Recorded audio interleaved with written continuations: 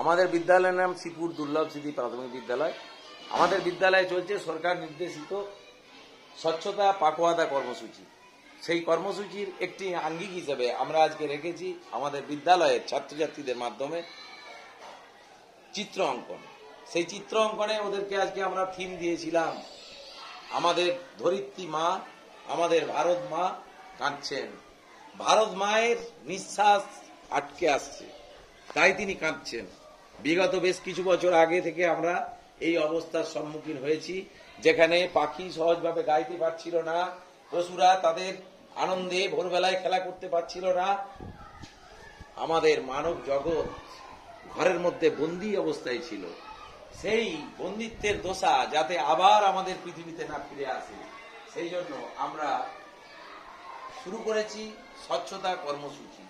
আমাদের বিদ্যালয় শ্রীপুর দুর্লভ স্মৃতি প্রাথমিক বিদ্যালয় নিয়মিতভাবে বিদ্যালয়ের সৌন্দর্য বজায় রাখার জন্য, পরিবেশ বজায় রাখার জন্য, সুস্থতা বজায় রাখার জন্য আমাদের ছোট ছোট কোমলমতি ছাত্রছাত্রীরা বিদ্যালয়ে এসে যেভাবে পরিশ্রম করে আমাদের বিদ্যালয়কে সুস্থ রাখে, স্বচ্ছ রাখে, তার জন্য আমাদের শিক্ষক শিক্ষিকা এবং ছাত্রছাত্রীদের প্রতি আমাদের বিদ্যালয়ের অসংখ্য শ্রদ্ধা, শিক্ষকদের জন্য শ্রদ্ধা অভিনন্দন, আর আমার বাচ্চাদের জন্য বুক ভরা ভালোবাসা রইল।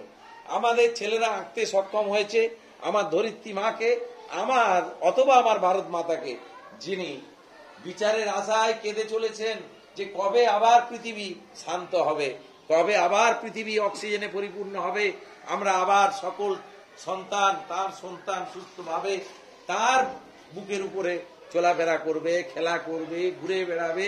সেই শুভকামনা নিয়ে আজকে আমাদের কবিতা আবৃত্তি করছে আমাদের বিদ্যালয়ের ছাত্রী কবিগুরু রবীন্দ্রনাথ ঠাকুরের পরিশেষ কাব্যগ্রন্থের অন্তর্গত কবিতা প্রশ্ন কবিতাটি আবৃত্তি করতে চলেছে আমাদের বিদ্যালয়ের সুন্দর একজন ছাত্রী অনিন্দিতা দত্ত। শুরু করো।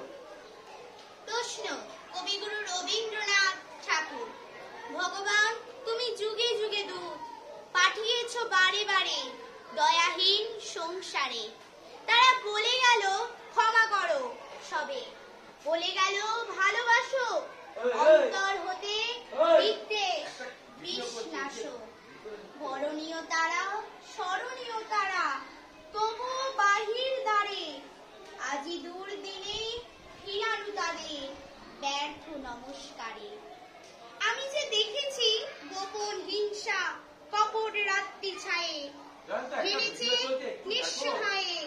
আমি যে দেখেছি প্রতিকারহীন স্বার্থের অপরাধে, বিচারের বাণী নীরবে নিভৃতে কাঁদে। আমি যে দেখিল তরুণ বালক উন্মাদ হয়ে ছোটে, কি যন্ত্রণায় মরিছে পাথরে নিষ্ফল মাথা কুটে। কণ্ঠ আমার রুদ্ধ আজকে বাঁশি সঙ্গীত হারা, অমাবস্যার কারা লুপ্ত করেছে আমার ভুবন দুঃস্বপ্নের তলে। তাই তো তোমায় সুধাই অশ্রু জলে, যাহারা তোমার দিশাইছে বায়ু নিভাইছে তব আলো। তুমি কি তাদের ক্ষমা করিয়াছ? তুমি কি বেঁচেছ ভালো?